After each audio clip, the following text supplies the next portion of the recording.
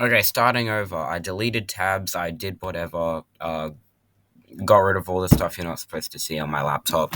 We're gonna play Sonic 2. We're gonna play this game, although it does seem to be kind of laggy. So let's hope that it doesn't lag the entire time. Oh my. Alright, we're gonna be playing a full lag playthrough of Sonic 2. It doesn't actually. Okay. Alright, alright. Every single time I'm about to say it doesn't lag anymore, it just lags. I'm playing this on, oh my god, my laptop. I am a lot better with an actual controller. This is a gaming laptop, so it's supposed to work. Also, I'm not going to get the Chaos Emeralds because that would take way too long.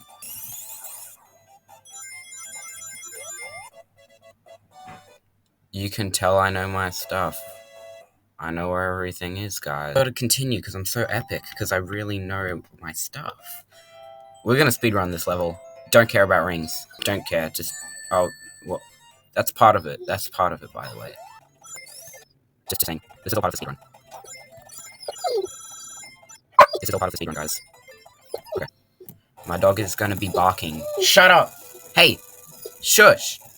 Stop! Please, let's do this in under a minute. Come on, come on, come on. Under a minute, under a minute, under a minute. Please, please, stop lagging. Yes, I'm amazing. Honestly, this is probably the right platform to talk about why I like Sonic on, right? Because you can choose to listen if you want to watch, and you can choose to click off if you don't, I reckon. Oh no. I just think that Sonic is really... The classic fundamentals of Sonic's design is just really good. If you want to know why my dog's bugging out, it's because, well, for like, when it was born, it went to a family, because a family bought the dog, of course, that's how dogs work. I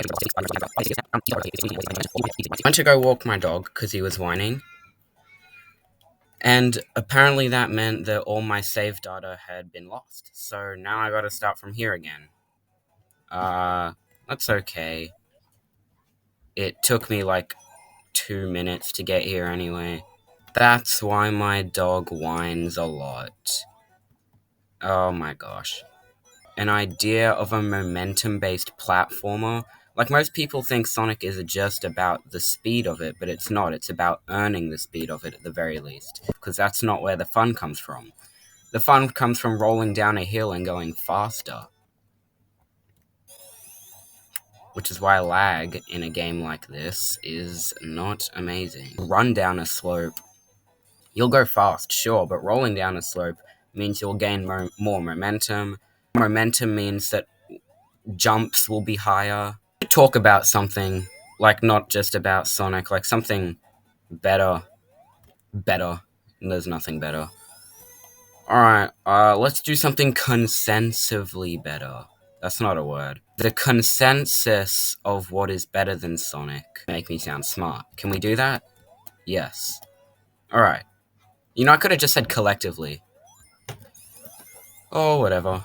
Fight Club. I watched Fight Club. I think it's so good. Have you ever seen Fight Club? No, I'm the only one who has, really, basically. Essentially, I made Fight Club. Really. Like, I kinda directed it because I was not alive in 1999 when the movie was made. So if you think about it, it lines up. They're trying to make you think that I wasn't involved on that project, when in reality, I wasn't. I was Edward Norton. What am I talking about? Fight Club is so good. And then, wow, that's a glitch.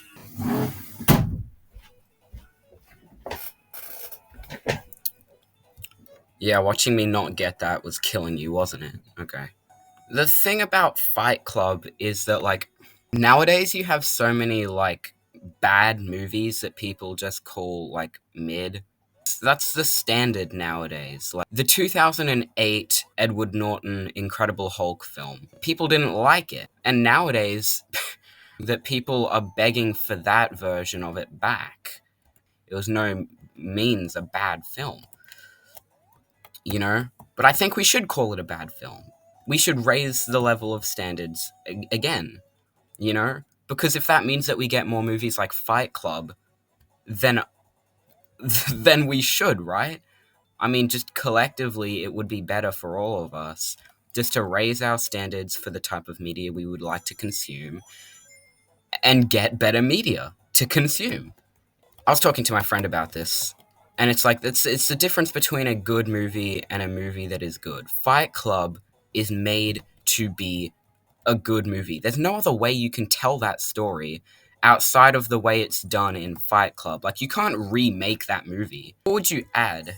And all you'd be doing is making any of the subtle things from the first movie not subtle, therefore ruining what makes it intriguing. They say that Tyler can make bombs. Edward Norton's character's apartment blows up, so you make the connection. And then in the driving scene, where he's telling him to let go of the wheel, it's revealed, which comes as a shock because the narrator didn't know that. So it makes it feel like that was supposed to be a plot twist. It was a red herring. If the audience feels like there's already been a plot twist, they're less likely to think that there's another one coming up. That's like the icing on the cake. Unfortunately, when I watched it with my friend, he already knew the twist was that they were the same character, which means Tyler blew up his apartment, and he already knew that. So it felt like that was just an obvious plot twist, and then the reveal of him being the same person happened, and he already knew that. So I feel like the only plot twist that actually shocked him was the ending, which he knew nothing about. Spoilers kind of suck, man. Fight Club was like only advertised as this like an action brawl meathead type movie, which meant that people who saw it and realized that it wasn't Brad Pitt's abs, which is how I want to be, because I feel like there are some movies that I knew nothing about but I knew were good. So when I watched them, I was like, man, that is amazing. But I mean, I feel like what makes Fight Club good and another movie not up to the same masterpieceal level? Like let's take the first Iron Man. A good movie, that's what the consensus is. It's a good movie. But how come it's not Fight Club level? It has a theme, Iron Man 1. Anti-war, I suppose. If that's what we're going to call it, that's what we're going to call it. You have a protagonist who perfectly encapsulates that message and tells it, and it's an interesting character, and there's subtext, and there's good writing, and there's plot structure, and it has something to say, and it says it well. What is the difference between Iron Man and Fight Club? Or it has everything there. Iron Man has everything there, except it's just a B instead of an A, and Fight Club is an A. Like are the ideas in Iron Man only explored like 80%, which is why it's a good movie, whether in Fight Club it's like 100%. Sonic 3, the Sonic movies, I never felt like they were that good, because it came as a fine movie when I was 10. There are so many different ways to tell a Sonic movie, I feel like, better than the way that they have. Fight Club is like, that's the only way you can tell that story. You know? And Iron Man is like, that's not the only way you can tell the Iron Man story, but it's a pretty damn good one.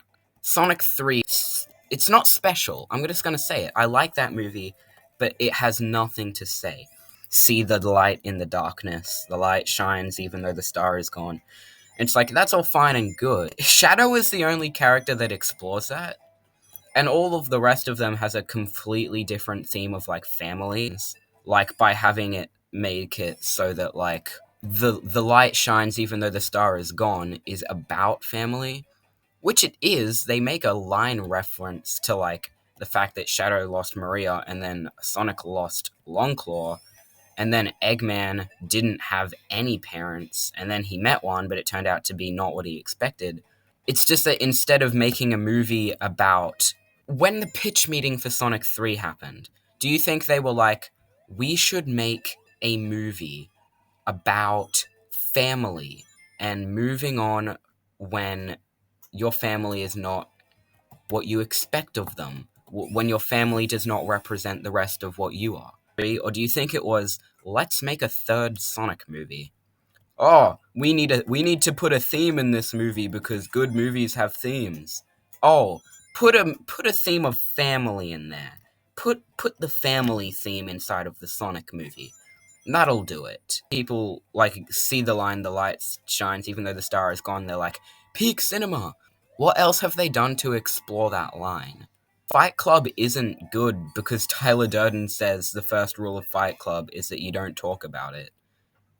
Like, that's just because that line exists. It's the actual way the film goes about telling its messaging, using the entire film as a backup to what they're trying to convey. I feel like a better theme for a Sonic movie. What do you do with your life? What are you supposed to do with your life? That doesn't sound like that's an inherently Sonic message, but to any genuine Sonic fan out there, you probably know that that's what most of the Jason Griffith Sonic games were about, and even the adventure games to an extent. He is never the one having any character arcs or character growth. He's like this perfect, fairy, cool angel guy, and everyone else has flaws, and in every single story, Sonic helps them. Sonic is like a side character in every single one of his stories. Like, there's a story about Melina, and she is afraid of death. And Sonic doesn't understand where she's coming from. There's this line where she says, Sonic, why do flowers bloom even though they know they're like destined to wither? And Sonic just goes, huh? Yeah, you're gonna die. Like, I can't tell you any different. Just live life to the fullest. He does never convey any of his messages clearly. He will show you the answer to the question without telling you he's showing it to you. And only once you realize what he was trying to tell you, will he just straight up tell you. He's just going to say, Melina, shut up, watch this. He can pull off a family message, like, there's no doubt about that. It's just what inherently fits him. A deeper topic conveyed through a way that kids can digest. And that is Sonic's edge. There's this thing in Sonic 06 where Elise is a queen, and she feels like she cannot cry because she must be a strong queen. And Sonic, instead of telling her don't cry, just says, Elise, just smile. It's not exactly helpful. It's like glass half full, glass half empty. Well, if you can't not cry, then at the very least you should just try to smile. And that is Sonic's way of thinking about things. And it does not need to be any deeper than that. But it also shouldn't be any less deep than that. The Sonic movies, they have all the technical objective stuff on a checklist that would make a Sonic movie a Sonic movie, but they don't have anything that would prove it. It adapts things from the games, but it doesn't adapt the message. It takes the events of what happens, which is why I feel like an animated Sonic movie would do so much better. Because instead of having it be live action, cutesy, Paramount style, whatever, Alvin and the Chipmunks, you could tell a cool punk rock Sonic film. You have something that can actually make someone think. In my head, there's two types of ways you can tell a story. There's like, for a good movie, I mean, like Fight Club. Fight Club! Fight Club! Fight Club! Fight Club! I'm sorry. It's that you can tell an emotional movie that moves someone, or you can tell a thinking movie that applies someone. If you can't write something emotional, like the opening to Up, people say that's emotional. If you can't write something that moves you, but you want to make an impactful film, then you should at least write something that makes you think. You think about the real world and the real life crises that are happening there, and things that people can genuinely apply themselves to. Fight Club does this. I feel like Fight Club mostly is a movie that makes you think rather than feel. You definitely feel stuff. Yeah. There's no doubt about that. Oh my god. This is crazy. Maybe that's the difference between the Iron Man MCU films and Fight Club, is that a good MCU film only ever makes you feel something. Maybe the exhilaration of being Iron Man, or the shock of realizing his weapons are being used against him. But it never makes you think too hard about anything. It doesn't make me think. Iron Man doesn't make me go, oh, war in the real world is so bad. I should do something about that. It just makes me think, oh, I feel happy for Tony Stark that he's chosen not to do war anymore. The Fight Club, it's a warning. I think maybe that's why. It's a warning. Fables and fairy tales and little advice pieces that always end in tragedy that you learn as kids. The scorpion who rides on the fox's back to get across the river, but the scorpion stings the fox, and then they both drown. So none of them actually get to cross the river. Fight Club is like a story like that. It's a warning, and warnings are often tragedies, which means they often have some of the hardest emotional hittings ever, which is probably why their warnings work so well, which is why the information you get is worth it. So Fight Club makes you think and feel just because of the general nature of the fact that it's just a warning as a story. Its themes are conveyed so perfectly through the characters of the story. Because all the characters in that story are made specifically to enhance the message being conveyed. Like, of course, all characters are made to fit the story, but really, Sonic 3 movie is just about family. If that's the theme, if the theme is family, anything is about family. People are genuinely going to go into the theater and call it peak. It needs to have something on the script, on the paper, that makes it a Sonic movie. Not just the objective visuals of it making it a Sonic movie. Just say that. Say that was a story where Spider-Man was with his friends, Tom and Maddie, Knuckles, Spider-Man was with his friends, and then like Iron Man comes down and he's like, hey, Venom is loose. Venom, whoa, he's full of anger, he's been locked away. And he's like, whoa, what's Venom? Venom's symbiote, we put it in cryogenic freeze for 50 years. But now it's angry because it remembers everything. It remembers all the years it's been in cryogenic freeze. And then they go fight Venom, they lose. They find out what the old villain, the Green Goblin, is still alive. They team up with the Green Goblin, but then they go to the place, and Green Goblin betrays Spider-Man, teams up with Venom. Now it's Green Goblin and Venom. And then they have a plan to make this giant space machine and destroy the Earth, maybe prepare it for like an invasion or whatever. Maybe that's what the Beam is trying to do. And then Spider-Man and friends, or Spider-Man and Iron Man, whatever, they go up to the space place, with like whatever, Infinity Stones. That'd be crazy, just for that. Infinity Stones, whatever. And they go Super Spider-Man, Super Iron Man, and they just destroy the Ark. And then Venom, sacrifices himself somehow. Whatever. You know, like, it's very, you tweak some things, but it's very easy to just tell that story as something else. Whether in SA2, the game that Sonic 3 adapted, it's very hard to replace any of the characters in that story because all of their personalities are integral to the way why the story and the plot plays out the way it has. Another movie I think is great is The Batman. Watching Fight Club and watching The Batman, like, it makes you think, you think you know what a bad movie is, you think you know what a good movie is, and then just you watch something like Fight Club, The Batman, and it shocks you because that's a genuine movie. And it makes you realize, I have to watch more movies. Watching The Batman was one of my favorite experiences. I will never forget walking out of just my room. I watched it in my room. I watched it on my laptop.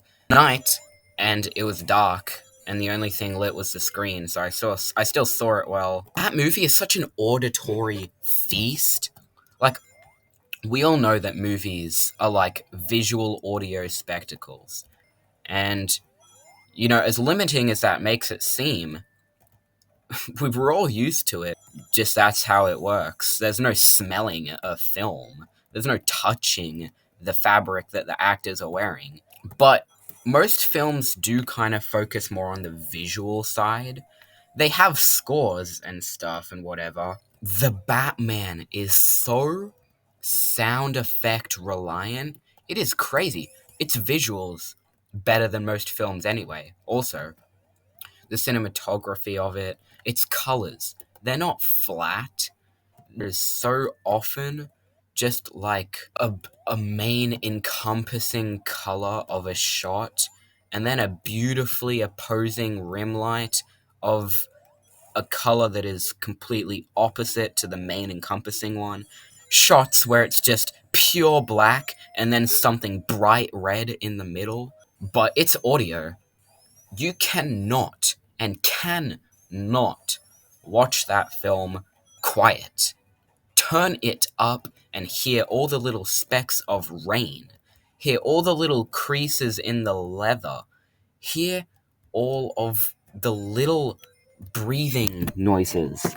It's not like ASMR crazy important. It conveys something. They put it there for a reason.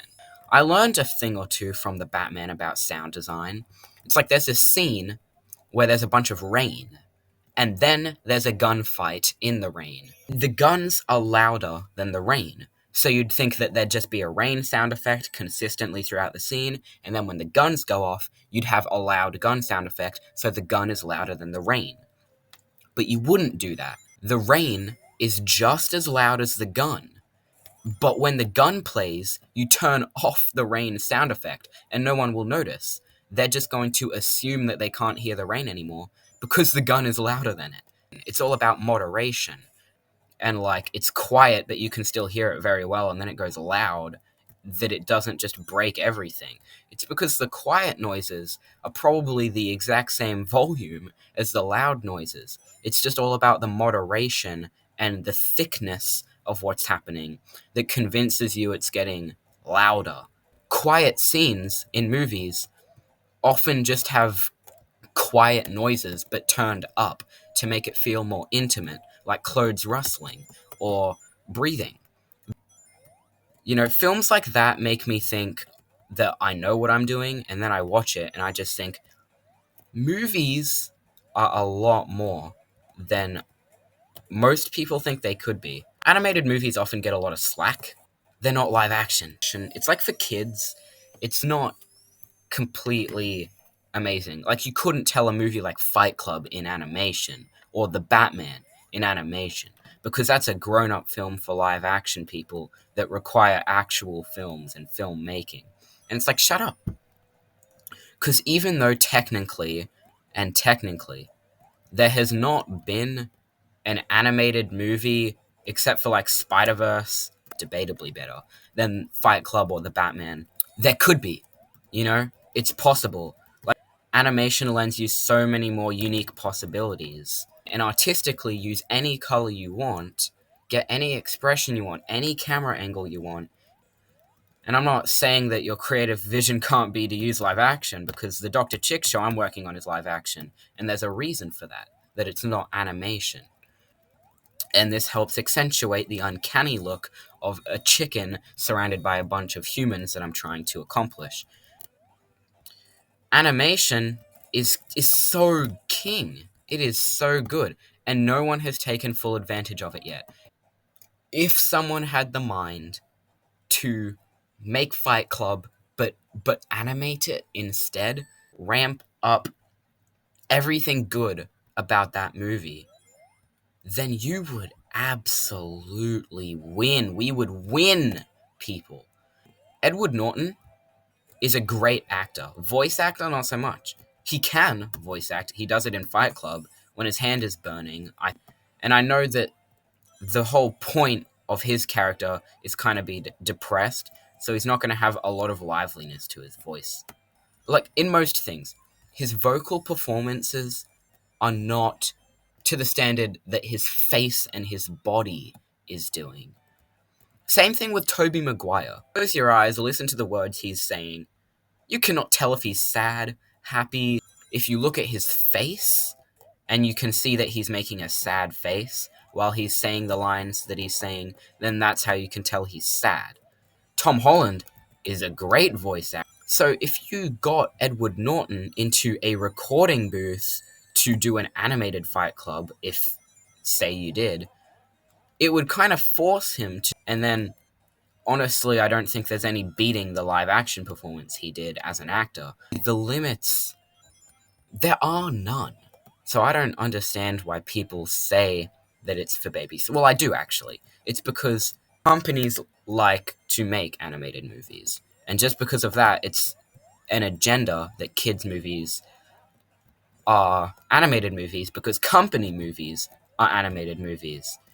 And any movie with a vision gets to be live action. Like, objectively, right?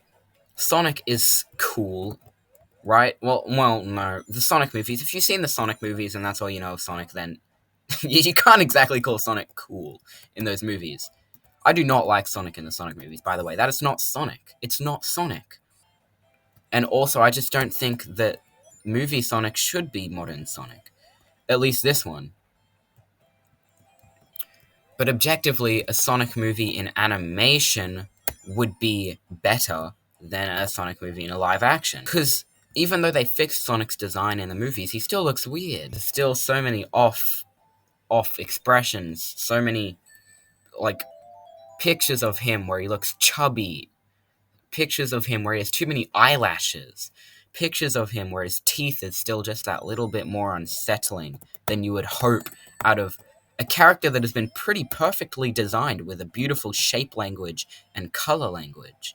I mean, some people really like his blue arms, and I say all the power to you, but the color balance when you have that is completely off. Look at Sonic's design right here. If he had blue arms, there would be too much blue on this screen. There'd be too much. He needs to have that just a little bit more precision to the balance of his colors. Fight Club is the kind of movie that makes me realize that there's a lot more to do. There's a lot more to do. A lot. I always have an idea for what I want my stories to be like, and that I am going to be making a good movie if I do my good idea. And then movies like The Batman and The Fight Club make me realize that I should be stepping it up. That I should be having a theme.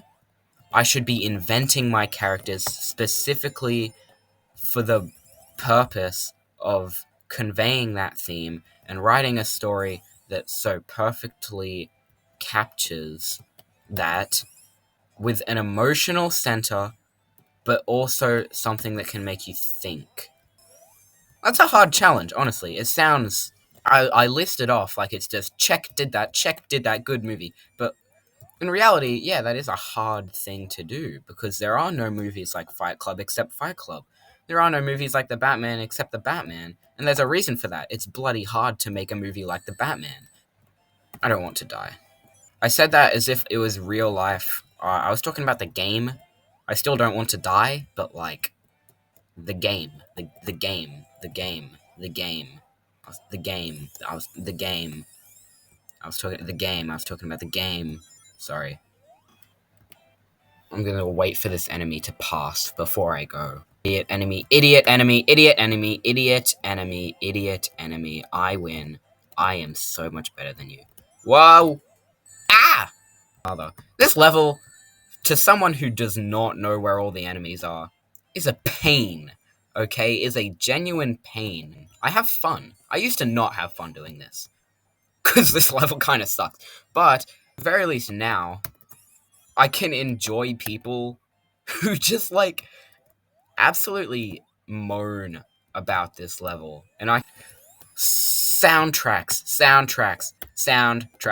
I'm going to talk about orchestral music, because I love orchestral music, and not as many people as me love orchestral music. I'm going crazy. The more and more I play Sonic, the more and more I reveal my true self. A cool, amazing guy with a tiny ego. Tiny. It's tiny! I can admit I think I'm better than everyone else, and I can admit that it's true. I'm gonna stop. Oh, I make myself laugh. Probably why instead of watching actual comedies, I write them myself, act them myself, and then hate them in like 2 years once my style of comedy has changed. There's a video by Lappa about like hitboxes on Sonic enemies, and he shows you their hitboxes. And it's actually how I learned that glitch in Chemical Plant Zone, where if you just crouch, the enemy can't hit you because when you crouch, your hitbox is off center. Oh my god. Okay, soundtracks, right? Orchestral music. One time had a friend ask me, how do you listen to orchestral music and think, bro, this is so fire? Like, how can you seriously be listening to, like, Mozart? I'm not listening to Mozart, buddy. Think about this. What's your favorite song? Don't. That's a hard question. Think of a song that you know. A good one. That song has a melody. It should. If it's rap, kill yourself. I mean, sorry. I don't know why I said that. I don't have anything against rap. I'm going to use Mr. Brightside as an example. Actually, I have my piano right here. I can play it, I think. It goes like this.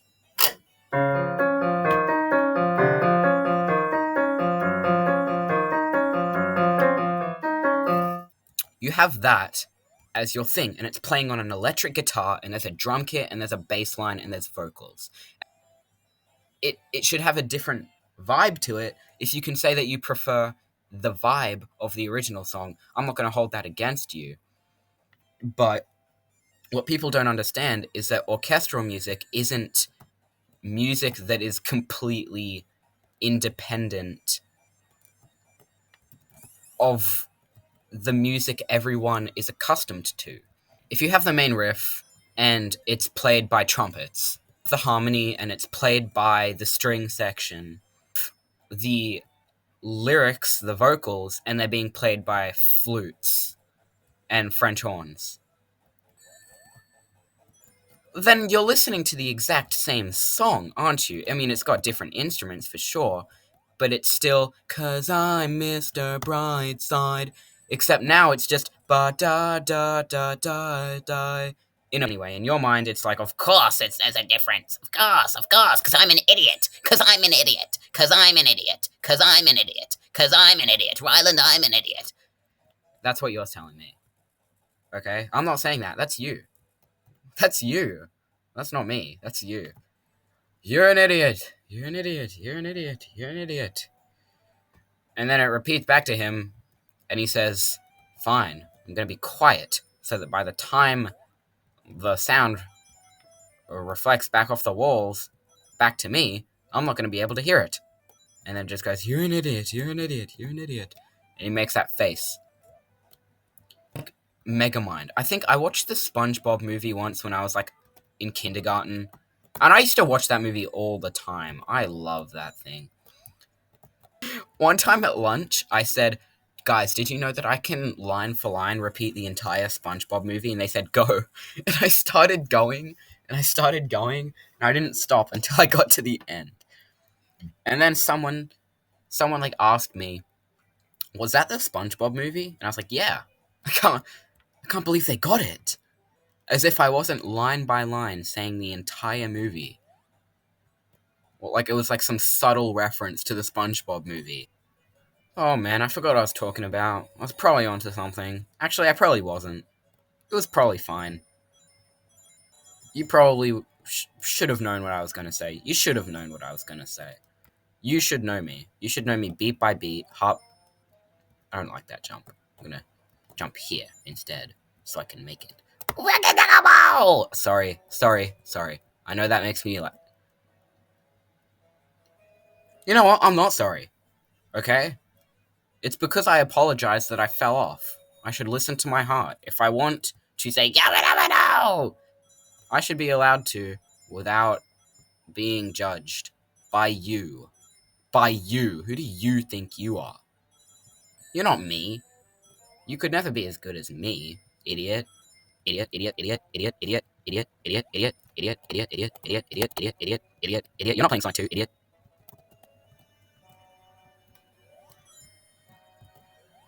I have no idea how I'm going to edit this video. Because it's obvious that I can't, like, keep in, like, what, like an hour and 30 minutes of, like, footage. But, like, I don't want to have to go in and edit this. This is going to take so long. Sometimes instead of editing a video, I'll just put it on, like, double speed and then cut out, like, 2 parts of the video where nothing happens for, like, an extremely long portion of time. Even I can't watch it because I get bored. So, maybe I should just actually edit this one. I get to somewhere and you have no idea how I got there. I don't know, come to my house. You can watch me play. Actually, don't. Don't do that. Actually, don't.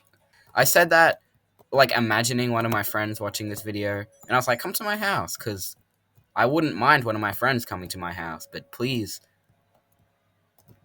if you are, like, even if you're my friend, actually, stop being my friend. If you're my friend, you should stop. Stop it. It's annoying. No! No! No! No! No! And I need support. This is not making it into the final video. You're playing Sonic 2. You cannot be thinking about this while you're playing the best game. Not the best game. The best game of all time is Sonic 3 and Knuckles. You cannot tell. Oh my. I was about to die. I was about to die, but I didn't. And that is because I am someone who doesn't listen to death. And I will not die in real life either. No! If you ever take me to a wing fortress in real life, I'm probably gonna die. I hate this boss fight. There's save slots. Oh, I said I wouldn't use a save slot, didn't I? Wait, you didn't hear me say that. I think I cut that part out. Oh, I'm gonna now. Oh, well. I won't save. I won't save, okay? This is a full, raw playthrough. Okay, I've done it before. I'll do it again. Oh, this is all your fault, Tonderai. Tonderai. I know you're watching. Actually, no, I don't. You're probably not. You're not. Idiot. You're not. I'm going to show you this in, like, 3 years, and you're just going to be like, oh, I had no idea that video existed. And neither will I. Except I'll be the only views this video has, because I'll be watching it all the time, because I'm going to love myself to it. What? What did I... What? What? No, I didn't say that. What? What? No, I don't do that. I don't do that. Not to my videos. It's not working. The controls aren't working. The controls aren't working. The controls aren't working. The controls... Oh, they're back. I'm the best. Oh my god, I'm the best. Yes, you are, Ryland. I'm the best, Ryland. Yes. Thank you for believing in yourself, Ryland. I don't know. Jeez. I was trying to, like, scream like a metal screamer for, like, a portion of time last holidays, because I just thought that would be cool if I even had that skill. I mean, Dr. Chick already yells, like, wild, so, like, if I just had the skill to scream like a metal screamer, I could apply that to Dr. Chick or whatever. That was my logic. And I tried learning it, but I was learning it wrong, so I, like, damaged my throat. And now I'm not learning that anymore because I think I can kind of predict how these things are moving now. But not me, apparently. No. Me, I'll go left or right. The only directions I can turn. Yeah. Man, I hope my audio quality isn't terrible for this, because I am so good at talking, honestly. To myself. To anyone else, like, no. What? No. What? No. What? No. Okay, maybe not even myself, because I can't help but repeat every single thing I'm saying as if it's comedy. And I defeat the boss. No! No! No! No! No! Oh.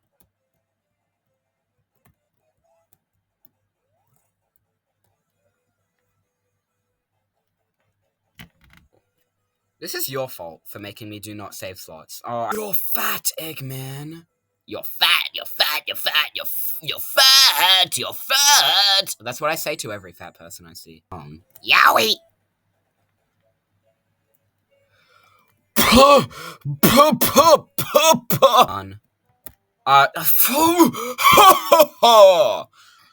Oh my god. Only Santa Claus can save me now. What, you think I believe in God? What? Santa Claus is where it's at, man. He brings me presents. God just brings me presents. You know, like his presence? Like the present... being in a room presents, and then Santa gives you actual presents. So, really, which one should you be praying to? The one who gives you things, or the one who stands in a room? You know? You see my... I was talking about music, that's what I was doing. Yes, I remember. Okay. Ready to go.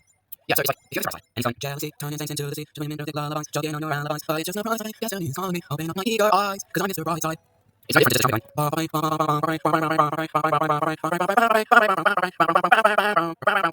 just my favorite Sonic song is actually a cover by D. Senji.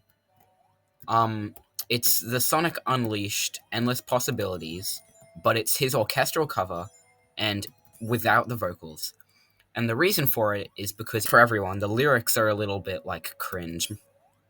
Me saying that, like, Tonderai... Oh my god, Tonderai listening to this, if he ever does, is probably like, what? The lyrics are... What? What are you talking about?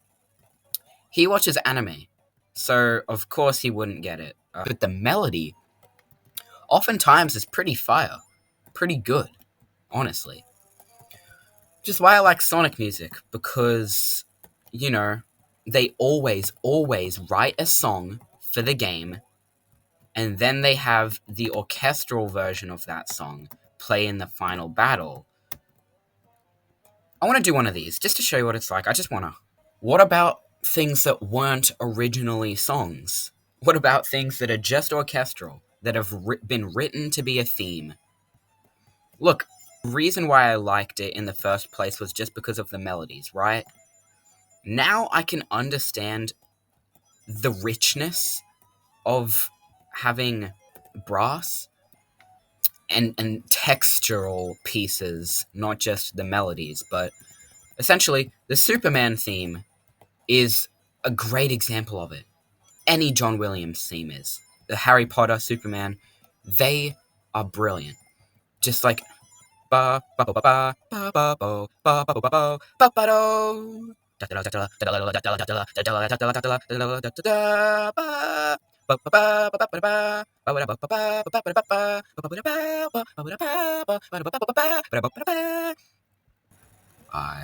Controllers are so much. Guys, I'm not feeling very witty anymore. The tension is high. 3, 4. Whoa, I did it. That was so easy. That was so unbelievably easy. I cannot. What? I'm beat. I said I wasn't feeling witty anymore. Okay? Witty. You know what? I am witty. You know what? I feel witty again. All I had to do was say the word. Oh, that's just me. That's just me. That's just my wit. I am so witful. I'm the wit master. I'm going to wit all over your what?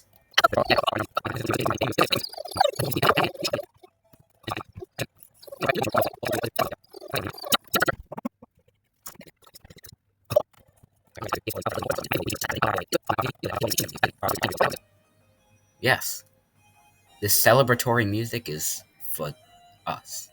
Us. We did this. You helped me do this. Apparently. Alright. Now bug off. Bug off. This was awful.